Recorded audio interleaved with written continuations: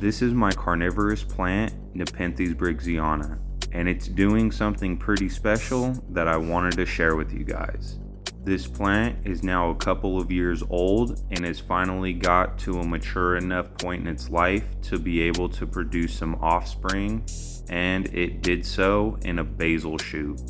If you look closely, you can see the original plant right here, and you can see the new shoot coming out of the ground next to it right there. Though it's small, it's already producing carnivorous leaves of its own.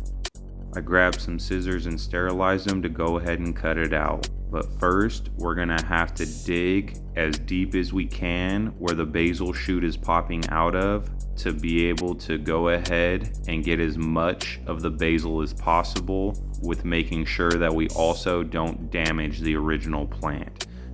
Now that the basal is exposed, we're gonna go ahead and slide our scissors down in there, getting them as deep as we can without cutting the main branch off of the original plant. And I apologize that this leaf got in the way. I did not realize that until it was too late. But now that our plant is cut, we are going to go ahead and separate it from the original plant and pull it on out. Now that we have the basal separated from the original plant, we're gonna go ahead and dip the cutting into a rooting hormone to promote root growth from the fresh cut. Now that we have the cutting that is dipped in the rooting hormone, we're gonna go ahead and grab a ball of sphagnum moss that I have mixed with some perlite and some fir bark.